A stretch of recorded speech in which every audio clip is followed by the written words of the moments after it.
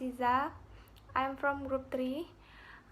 Pada bab ini kami akan membahas tentang komponen-komponen pembelajaran. Tujuan pembelajaran adalah tercapainya sebuah perubahan perilaku atau kompetensi pada siswa setelah mengikuti pembelajaran.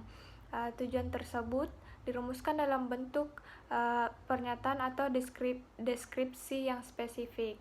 Menurut David E. Kapel, bahwa perumusan tujuan pembelajaran harus diwujudkan dalam bentuk tulisan atau writing plan.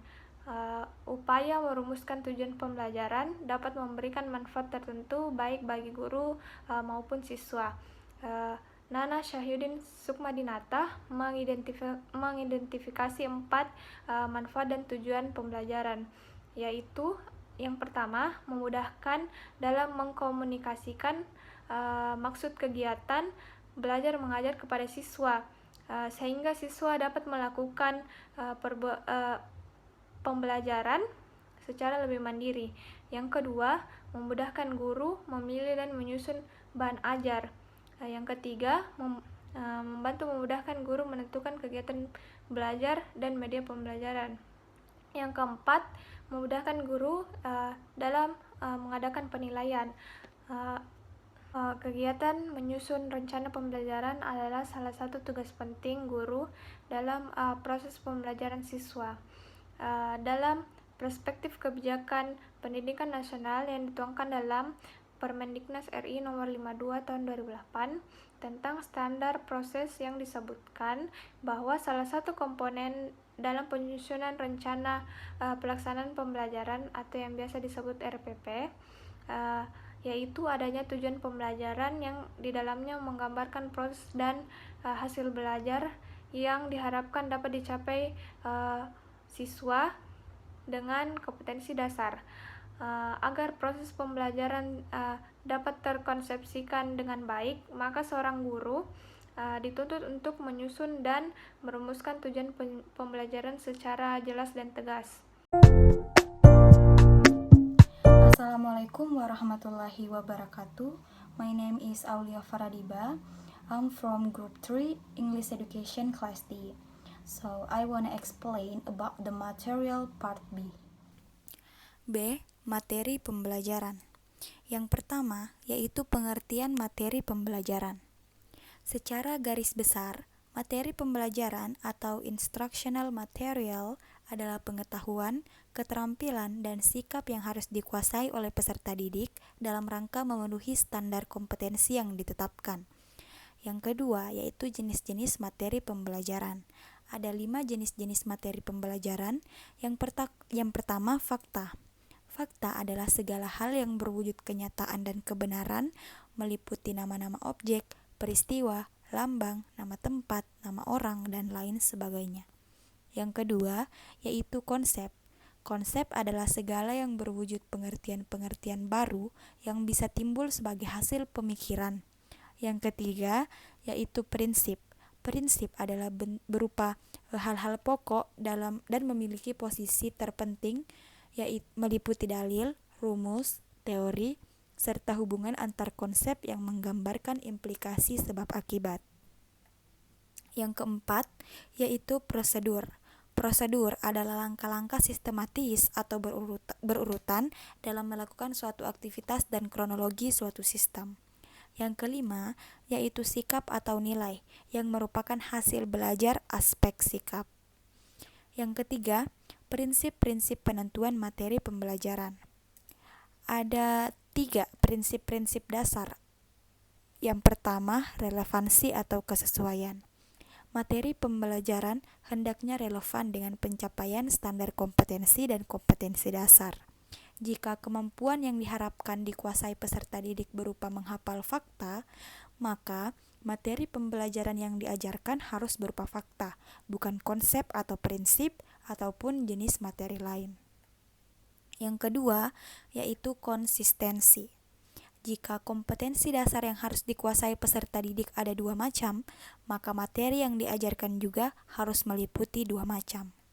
Yang ketiga yaitu adekuensi atau kecukupan. Materi yang diajarkan hendaknya cukup memadai dalam membantu peserta didik menguasai kompetensi dasar yang diajarkan. Materi tidak boleh terlalu sedikit dan tidak boleh terlalu banyak. Yang keempat yaitu cakupan materi pembelajaran. Dalam cakupan atau ruang lingkup materi pembelajaran harus memperhatikan beberapa aspek berikut. Yang pertama, aspek kognitif, aspek afektif atau aspek psikomotor. Yang kedua, yaitu keluasan materi, yang berarti menggambarkan seberapa banyak materi-materi yang dimasukkan ke dalam suatu materi pembelajaran. Yang ketiga, yaitu kecakupan atau memadainya cakupan materi. Memadainya cakupan aspek materi pembelajaran akan sangat membantu tercapainya penguasaan kompetensi dasar yang telah ditentukan. Yang terakhir, yaitu kegiatan pembelajaran. Kegiatan pembelajaran adalah suatu proses yang mengandung serangkaian kegiatan guru dan siswa atas dasar hubungan timbal balik yang berlangsung dalam sistem edukatif untuk mencapai tujuan tertentu. Jadi, proses pembelajaran adalah suatu proses yang menjadi inti dari kegiatan transfer of knowledge dan transfer of action dari guru kepada siswa di sekolah. Sederhananya begini, proses pembelajaran adalah interaksi antara guru dengan siswa secara langsung dalam kelas dalam rangka mentransfer ilmu pengetahuan dan teknologi dari guru kepada siswa. Bismillahirrahmanirrahim. Assalamualaikum warahmatullahi wabarakatuh. My name is Rosita. I'm from English Education Class D and I'm from Group 3. Di video kali ini saya akan menjelaskan tentang metode. Metode menurut Jamaluddin dan Abdullah Ali dalam Kapital Selektah Pendidikan Islam 1999 berasal dari kata meta berarti melalui dan hodos yang berarti jalan. Jadi metode adalah jalan yang harus dilalui untuk mencapai suatu tujuan. Yang kedua, macam-macam metode pembelajaran. Ada metode ceramah, metode tanya jawab, metode diskusi, metode resitasi, metode kerja kelompok, dan lain-lain. Yang ketiga, faktor-faktor yang mempengaruhi metode pembelajaran. Dalam melaksanakan suatu pembelajaran harus diawali dengan kegiatan perencanaan pembelajaran.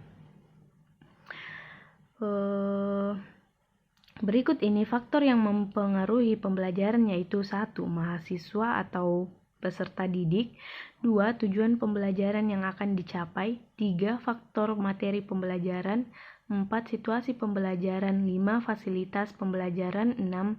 Faktor alokasi pembelajaran, 7. Yang terakhir, guru. Assalamualaikum warahmatullahi wabarakatuh. My name is Hikmah Audia and I am the last speaker. Pada bagian D membahas tentang alat. Yang pertama adalah pengertian alat pembelajaran. Ada beberapa ahli yang mengemukakan tentang pengertian alat pembelajaran. Salah satunya adalah Nasution pada tahun 1985. Alat peraga pendidikan adalah alat pembantu dalam mengajar agar efektif. Yang kedua adalah tujuan dari alat peraga. Alat peraga dalam pendidikan memiliki tujuan supaya proses pendidikan lebih efektif dengan jalan meningkatkan semangat belajar para siswa.